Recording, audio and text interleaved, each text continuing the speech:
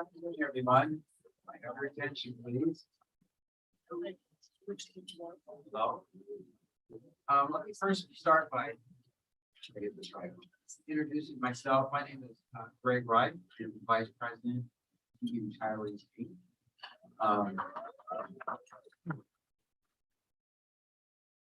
Normally, our President John McClain would be here speaking, but unfortunately, he's not feeling well today, so he's opted to participate virtually. So you're stuck with me today. Anyway, before we get started, I'd like to have a moment of silence for those of our group that have over the last several years who are listed on our in memoriam page on our website. So, one moment.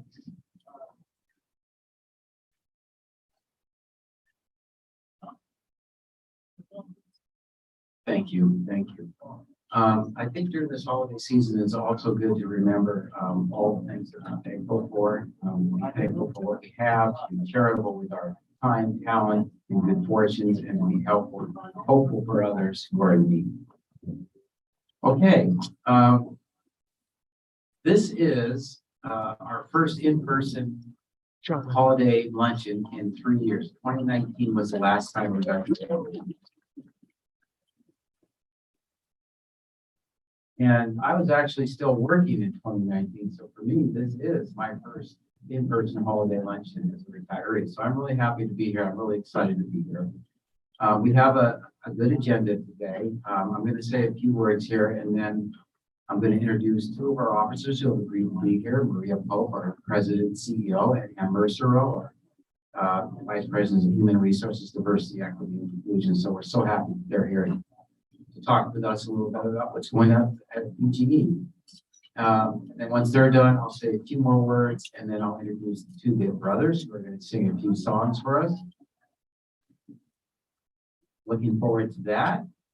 And I think around 1:15, we'll have a raffle drawing, and then it'll be back to music entertainment and an opportunity for you all to continue to interact with each other and catch up in this post-COVID world. And we'll probably wrap up, I would say, around 2 o'clock, or as long as you want to stay here. A little bit about our organization, PGE Retirees. We've been around for quite a long time, for many, many years. In fact, I've been told it's been maybe decades. However, in the last 2 years, the board of directors of this fine organization have taken on a more expanded role in terms of managing this organization, maintaining communication channels, encouraging activity, interest activities, and a variety of other things, and maintaining a connection with PGE. And I'm very, very impressed with what our board has done over the last few years during this transition. And I look forward to what they have for us, what's in store in the future. So I think this is a very strong organization. It's very well run with a great group of board of directors. Thank you for that. And just so you know, we have about 950 members, which is excellent. About 650 Facebook group members as well. So a lot of our members are also into our Facebook page. I mentioned earlier that we have some contact cards on the table because we recognize there's probably some people out there that may not be aware of our organization, and so we put together these cards as a way to make people aware of that and have information about our retiree organization. And yes, Carol's got it right there. And I won't try to grab that trip off the stage. So, and also, if you're curious as to whether somebody's been is part of our group, you can go onto our webpage, and there's a way to search for who's there and who isn't. So that's just another option for you. So now I would like to introduce our speakers. Our first speaker is Maria Pope, President and CEO of PGE. She's actually my former boss when she was the Chief Financial Officer. So I'm very excited that she's here today. And then following her will be Ann Mercero, Vice President of Human Resources, Diversity, Equity, Inclusion. I had the honor of working with her very closely the last few years in my career. So I always love hearing what she has to say. So we'll start with Maria.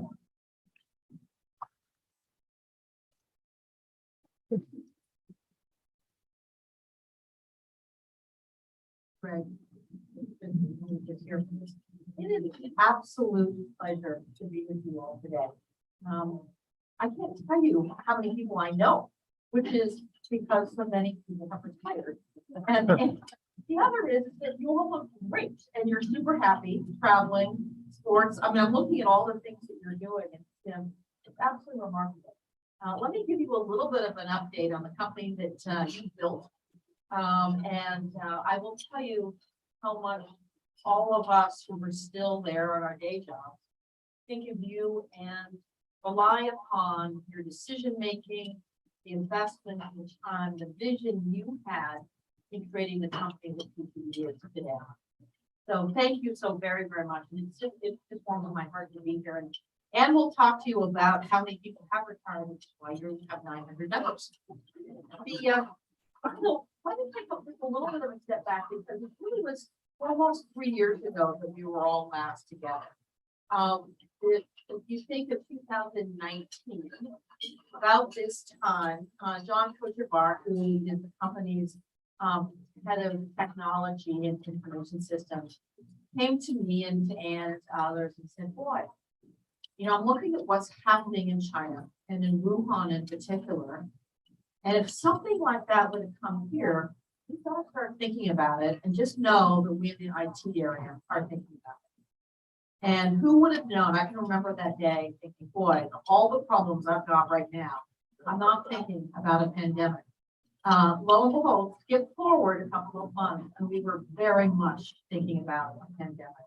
And so if you sort of put in perspective from the company's standpoint, what was it like 3 years ago and what is it like today? So first of all, we have about 35,000 more customers. We have about $2 billion more in assets, 17% in use. We have revenue that is about 20% higher than it was just 3 years ago. And we have almost a third of our workforce is new in the last 3 years, which Ann will talk to you about, because one of the things that makes PGE so very strong as a company is our culture and the culture that you all created. And much of that culture has to do with seeing each other and working together in person. And so maintaining and trying to figure out how we do all of that during the pandemic has been a real challenge. So one of the things that I'm most proud of that we've done is not necessarily the investments we've made in the system, although we are. I think Bill is here. We're replacing about 3,500 power poles today. And next year we'll be pricing about 6,000. But it's really our guiding behaviors. And if we think about our guiding behaviors, it's the foundation that you all left for the rest of us. And Ann and others have relaunched our guiding behaviors. And if there's anything that has resonated with those who have inherited the company you built, it is that connectedness through our core values.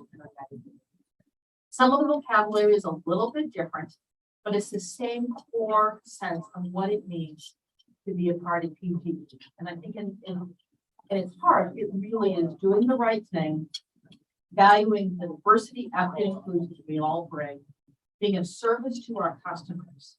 And one that's not listed there, but is mostly core value, is value of safety.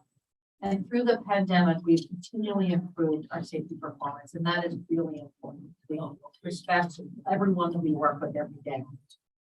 So a little bit about where our strategy is. Think of it as decarbonize, electrify, and reform. And so let me talk a little bit about the decarbonize side, because I get a lot of questions on how in the world will you ever get 80% carbon reductions by 2030. And so for a little bit of perspective, when I joined the company, we were probably about 25% carbon free, which is mostly hydro. We were in the middle of building the big oil projects. And today we are about 45%. And if you take a look at our unspecified power, which some of it comes from California and excess solar, some of which comes from British Columbia and hydro projects, we're actually probably about 55 to 60%. So to go to 55 to 60% to 80% by the end of the decade, in comparison to how much we've done in just throughout the last decade is really not a super big loss. We've done a couple of things to make sure that we'll get there. We've brought online a Wheat Ridge energy facility, which combines wind, solar, and storage in terms of batteries, and it's very, very close to Boardman. I hope some of you were able to watch the STAT collapse at the Boardman plant this past year. I was super bittersweet for those of us who spent time working at the facility. And, you know, there's so many Boardman employees today who are keeping our other generation assets and facilities successful. But it's just a stone's throw away from there. And then we just announced a project in Montana called Clearwater that we will bring online at the end of the year. But making it all of this happen is really our people and it's some of the systems that we use, the processes. And I hope that some of you have been able to see our new integrated operations center. It's between Tualatin and Sherwood. It is the vision of Larry Beckadall as well as many others. And it really is what holds all of this variable energy together and all distributed energy resources. Because if you haven't noticed, our federal government has poured, no pun intended, gasoline on incentive tax credits through the IRA, which is the Inflation Reduction Act, because billions of dollars coming into clean energy, as well as the Infrastructure and Investment Jobs Act. So those two combined, and then you add in the CHIPS Act, which will spur more semiconductor investment in this area and others, means that we're going to have a tremendous amount of federal funding coming into that area. We are looking at hydrogen, so and if you want to know more about that, you can talk to Jason. And we are looking at new technologies. That's the only way we'll get to 2040. On terms of the electrify side, believe it or not, but about 7% of vehicles sold in Oregon are all electric today. In California, tip of the spear for this, it's about 20%. And so in those federal legislation pieces that I just mentioned, there's a lot of incentives for electric vehicles. So we will continue to see a lot of electrification. All of the solar on people's rooftops is really going to stress our distribution system, and in particular, some of our more rural, older substations. And just in terms of that $2 billion that we spent in the last couple of years, $1.4 million of it went into our distribution system. And a good portion of that went in actually to new and refurbished substations. So we have a lot of new investment to go. I think you'll also see that we're using technology in different ways. And at the end of the day, what all we do in terms of all of these things, clean energy and electrifying and the assets that we're deploying, it only really matters if we're able to connect with customers. And you all are our customers. So I hope that you are seeing a better app. You are seeing an app. I hope that you are paying your bill online because you now can do so in a variety of different ways. When your power is out, we are still working on our text messaging, but we have 85% accuracy today. And we've actually improved a lot of our customer service, but more importantly, we're also improving the kinds of programs and services that we'll have, because what's happening to our business is it's no longer just about the volume of electricity. It's really about the right kilowatts at the right time of day, 24/7, 365 days a year. You know, if there was anything that I learned in the pandemic, it was that what all of you do matters. There's no question that people rely upon electricity in our community and communities across the country more than they ever did before. So we look to improving our reliability. We hope that we will continue to get your feedback. You're some of our best critics and most helpful because you know our system so well. And with that, let me introduce Anne for all of you, and then we can also maybe want to get some questions or what.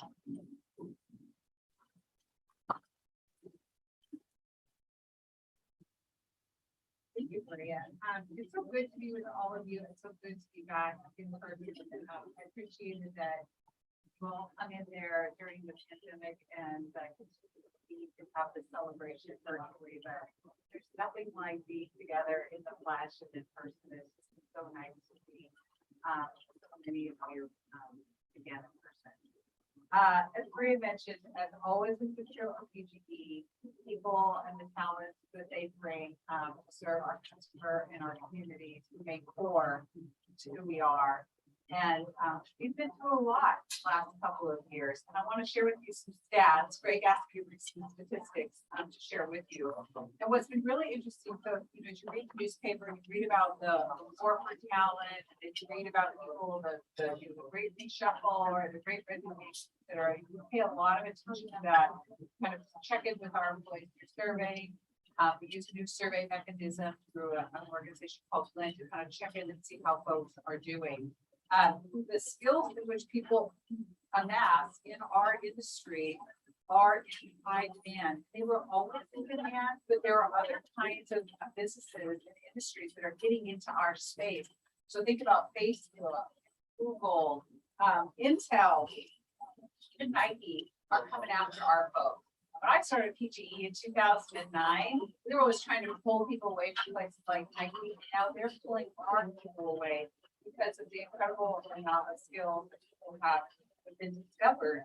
Our industry has been discovered as a place with incredible skills. And then the culture and the people that make up our industry is very attractive to other employers. So we've done a lot to try to stay in touch with folks and kind of make sure that as we've gone through the pandemic, we understand where people's hearts and minds are. Someone asked me earlier today, like, what are you guys doing with the workplace? Like, are people back? Maria and I talk about that a lot. Like, are people back? And we kind of look at like, what do our facilities look like, et cetera.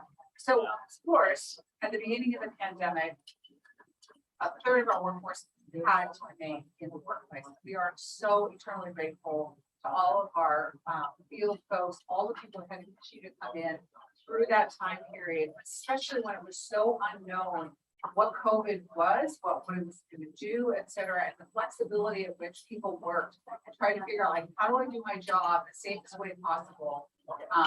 Keep the lights on, the lights on for our customers. And then the rest of the workforce, we said, please, you know, try and work from home, adapt to what we can do. And the work that Maria talked earlier about, what we did in technology and IT department, really made it possible for people to work from home and continue to do their work really well and adapt. So I'm really grateful that we have made those investments in technology so that people could work remotely. Today, we are at 2,853 employees. And for perspective, in 10 years ago, we were at 2,550 employees. So almost exactly 300 employees different. Now, the composition of the workforce is very different than it was 10 years ago. We've made a lot of investments in people in IT. There's a lot of people that are in our engineering function. If you think about the innovation that Maria was talking about to get us to 2030, we brought more people into the organization to help us reimagine the grid. And that's the different kinds of people in the organization. In about 2012, we started to see our retirement start to tick up. So remember, we had the Great Recession in 2008. So people kind of hunkered down and we saw retirement decline for a period of years. And then as people's 401ks got healthier again, people felt a little better about the economy, we started to see retirement start to accelerate. So in about 2012, we started retiring at about a rate of about 100 a year. And that has remained very steady since 2012. So you think about 3,000 employees, 100 a year, you know, kind of do the math on that. During COVID, we saw a spike. So some people were really kind of thinking, like, do I want to continue to work? Is it safe? Maybe I'll go ahead and start my retirement now, et cetera. So we saw a spike of about 120 for 2 years during that time period. The other thing that's been kind of interesting is that when we think about turnover, so turnover about 6 years ago was typically around 8.5%, and the industry was at about 10%. So we watched our benchmark of our other, you know, utility partners. How are they doing? We pride ourselves in our turnover tends to be a little bit lower than the average of the industry. We're now forecasting for 2022 will be at 11%. And the industry averages up to 15%, which I think is really interesting for our industry. When you think about like how the industry has sort of evolved over time and how people are moving around. and think back to the things I talked about earlier about Facebook and Google and the skill set that people have that we used to think of as people just in the utility business. It's actually very flexible, the skills our folks have. And so they can move in and out of our workplace. So it's really incumbent upon us to make sure that we're a really great place to work.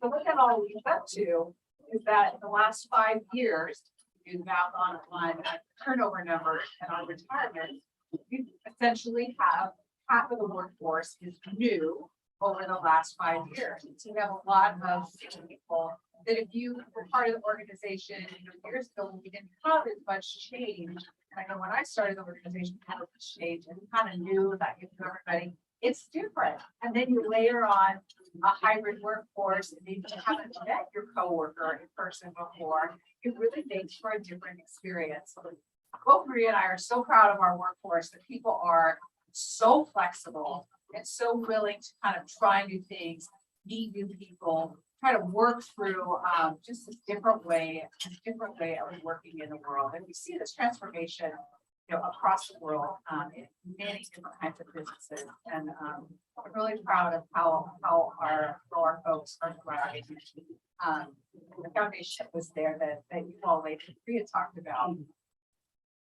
Some of the work we've been doing has been on focusing on diversifying the workforce. So where do we find people to come into the industry? And so we wanted to make sure that we're attracting more women into our industry, as well as more BIPOC and people of color into PGE. So we've done some things in terms of how we do our hiring and our outreach. And then internally, we started 2 new programs called Illuminate and Accelerate, where we open up mentoring and coaching and leadership development for underrepresented groups to help accelerate their development into leadership roles. So thankfully, we've seen our numbers start to pick up into our leadership roles. And we have almost 34% of our leadership workforce are women, and 25% are BIPOC people of color. We've made some really nice improvements in those areas. Bria touched on some of the themes around digital transformation. So I won't really go into that, but it's just, really enabled us to be responsive during the pandemic.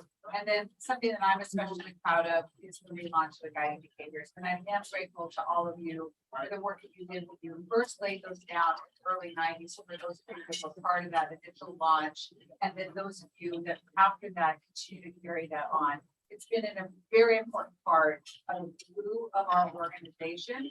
And has really resonated with the workforce in terms of this is how we stick together as a team through our guiding behaviors. As Maria said, we changed some of the verbiage, but the crosswalk from the ones we had in the 90s to the ones that we have today remain the same. And it resonated with our employees. It's the highest rated item on our employee engagement survey. It has been so since the launch of the guiding behaviors last February. And I think that we're known for as an organization. So I'm grateful to all of you for all the work that you did and your commitment to those. Values are incredibly important to the organization, just as they are to each one of us personally. So I'll just close by saying, I wish you all a very safe holiday season. I wish peace, hope, love, joy. There's so much happening in the world right now that can distract us from that. But please stay focused on that and enjoy the rest of the day today. Thank you so much for having us here today. I'll send it back to Rick.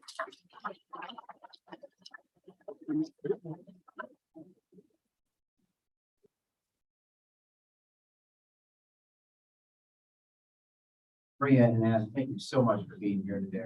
I and all listeners really appreciate your comments you made and the information you provided. It makes me a little homesick sometimes to hear about what's going on in PG, sort of.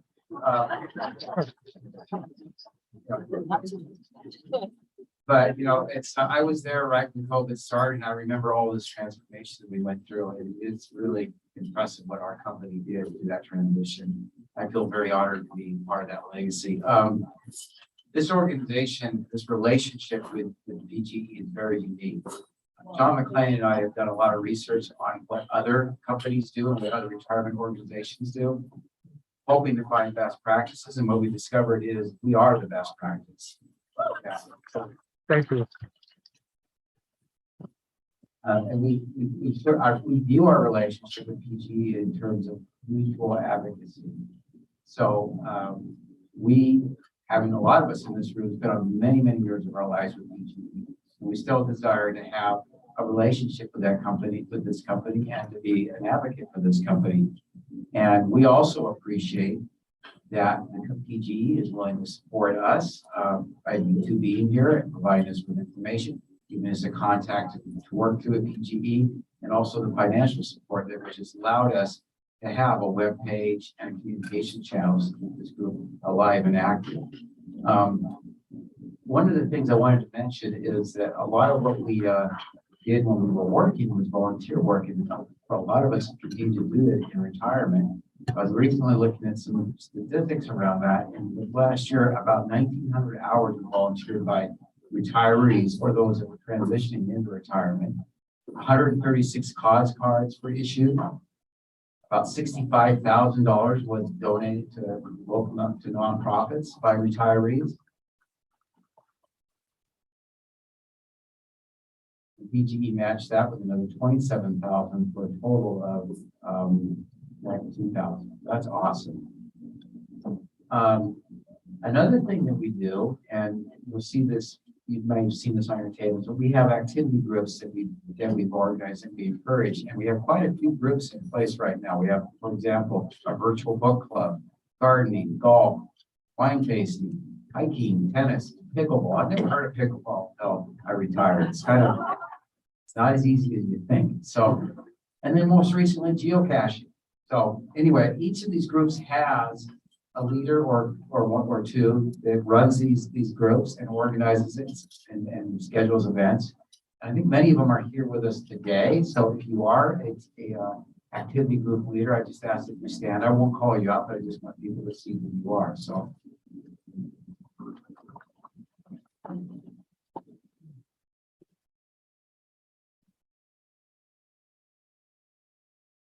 This is a reminder, if you are interested in these activity groups, there is a sign up sheet and index cards on the table. So please feel free to fill that out. Make sure you put all your information in there in terms of the name and phone numbers and so forth. Before I move on, I do want to acknowledge our communications committee. That's this committee of our board of directors. They did an awesome job organizing this event. As I said earlier, we haven't done this for several years, so we had to think back how did we do this in-person stuff several years ago? We had to rely on a lot of our memories to do that, and so they pulled off this great event. I just wanted to acknowledge that.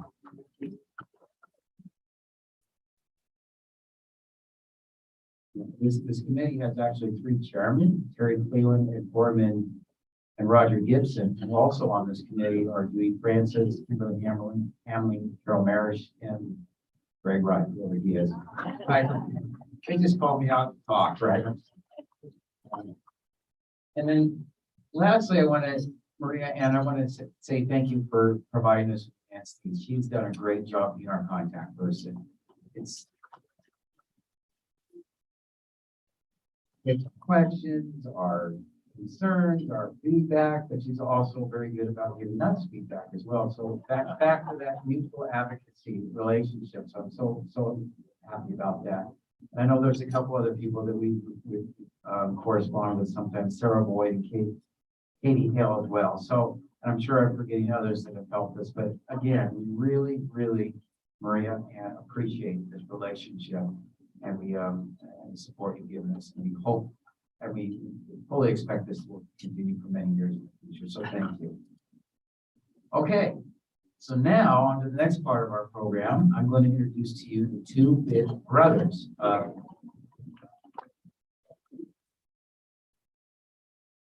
Two retirees from PGE, Bill Valek and Dwayne Wistoff. I actually worked with Bill for many, many years. And yesterday I went on their Facebook page, and from what I understand, both of these individuals have been playing since high school. So this is something that's very passionate to them, and they do a lot of performance at local venues. So I would encourage you to go listen to them at some point. And they've agreed to be with us today. I'm very honored that we have such a talented crew here. So that, Bill and Dwayne. an opportunity to do a lot of things that I really never thought I'd have an opportunity. Then I retired in 2016 and Dwayne retired in 2018. Always had this passion for music. So here's the key. How cool it is to take all that energy that you had from your career, which is great, but refunnel it into something that you just absolutely love. So that's the Two Good Brothers. We've been around, been playing for about 5 years. We've played about 100 times around the area. We had an opportunity last year to record a CD of our original music. It's all on Apple Music or Spotify, or you want to listen to that. So, and we'll play one of those songs. We're going to do 3 songs. I thought, how cool would it be to do a Christmas song? But then I thought, you know, let's do a Jimmy Buffett. Now it says it's okay. Turn it on? No, he says it's okay. Oh, okay, good. Hey, Good job, buddy. it's a team effort, man. No. Chaos, it's chaos. Watching the sun dip. All the Worked out really good. Yeah. Running the six string on my front porch swing. In the street they beginning the ball. Wasting away again in Margaritaville. Searching for my old shaker song. Song, song. Some people claim that they say it's wrong, but anyway, but I know it's nobody's fault. I don't know the reason I stay here all season. Not from the show, but this band you legend. It's real music. Oh, messy music. How got here, I haven't wasting away, anybody really. Searching for my love, shaking song, song, song, song. Some people claim that there's a woman to blame, and I know it'll truth be my fault. Woman in the tank tops, red crease in the fish shops, checking out tequila down by the store. They dream about their thoughts. They try to be my boss. Sweet invitations be my comfort. We're wasting away again in Margaritaville. Searching for my old shaking song. Some people claim that there's a woman to blame, and I know it'll just be my fault. I flew on the flip-flop, I stepped on a pop-top. Down my heel, got to get on that hole. But there's booze in the blender, and cider in there. That frozen concoction that helps me hang on. Wasted away again in Margaritaville. Searching for my old shaking song, a song, a song, a song. Some people claim that there's a woman to blame, and it's my Monarch fault. Yes, and some people claim that there's a woman to blame, and I know it's my Monarch fault.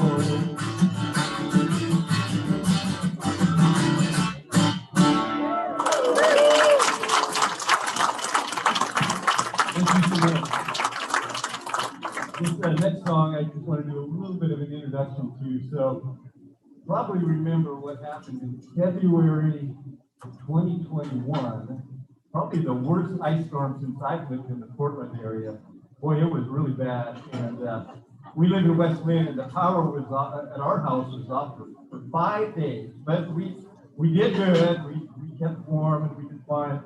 But what I didn't realize is the subdivision that we lived in had two circuits. The circuit that we were on, our power came back on after 5 days. And then we were on for about a day. And then all of a sudden the power went off again because the other circuit in our neighborhood, they had to turn our power off to get it going. And so the power goes, you know, when the power's off the first time, that's not too happy. Then the power comes back on. And when it goes out the second time, it's really not. My wife said, "You're not very happy here, are you?" And I go, "No." She said, "Well, why don't you go into your office and go write a song about it?" I went into I do what my wife says. I walked to Joseph Stevens and over the tap and Kirk on the shoulder. Here's that. And I went into my office and I shut the door. And about 15 minutes later, I came out with this song on our TV called "Get My Power On."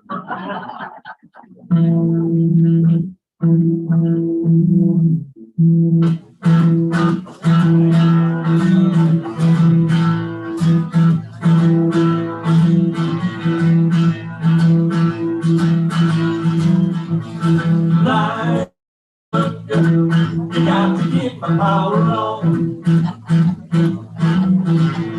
Line worker, I need some luck before too long. Line worker, I need some heat to warm my toes.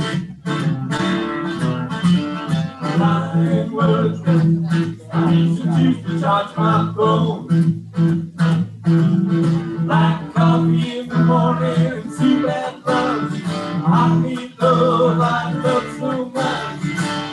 When I get my power on.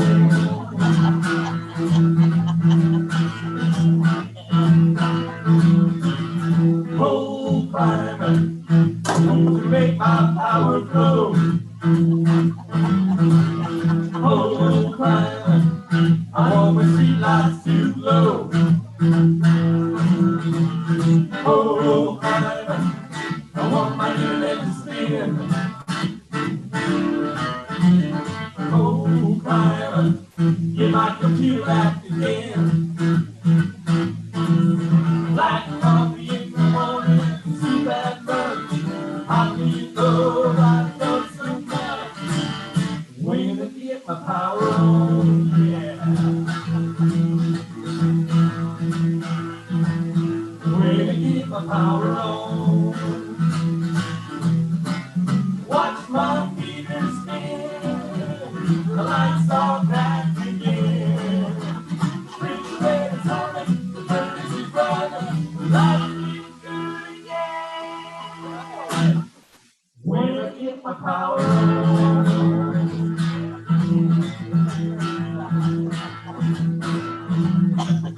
Line worker, you got to get my power on. Line worker, I need some light before too long.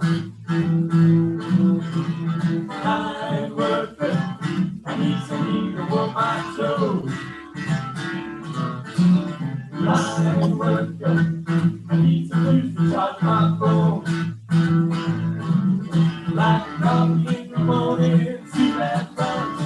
I need love, I love so much. When I get my power on. When I get my power on. Watch my meter spin. The lights are back again. The refrigerator's on, the furnace is running, life is good again. When I get my power on.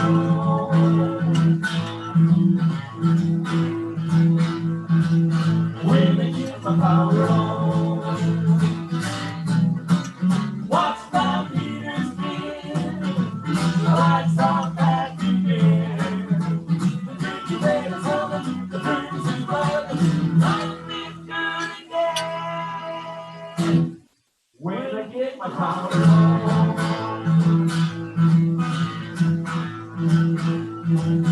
Way to keep my power on.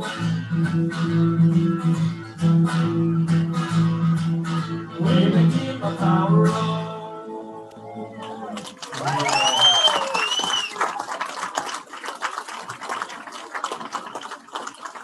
We're gonna finish this Beatles song that I look out in the audience here. There's just so many of you that were work colleagues that I really call you friends. And that's one of the things I really love about retirement is I get to spend time here with my good friends even in retirement. So it's a Beatles song, I think you recognize it.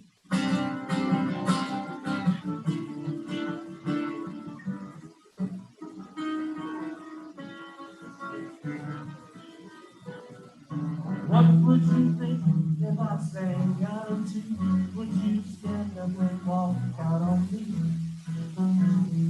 Lend me your ears and I'll sing you a song, and I'll try not to sing out of key. Oh, I get high with little help from my friend.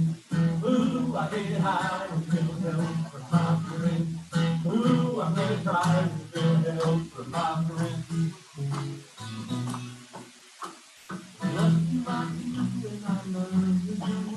Doesn't worry you be alone. I'm not by the end of the day. Are you glad because you're on your own? Oh, I get high with little help from my friend. Ooh, I get high with little help from my friend. Ooh, I'm gonna try with little help from my friend. Do you need anybody? I need somebody to love. Could it be anybody? Somebody to love. Do you believe in love at first sight? It's a pretty man that happens all the time. What do you see when you turn out the light? I can tell you that I know you'll be mine. Oh, I get high with your help from my friend. Ooh, I get high with your help from my friend. Ooh, I'm gonna try with your help from my friend. Do you need anybody? I need somebody to love. Could it be anybody? I need somebody to love. Oh, I get high with your help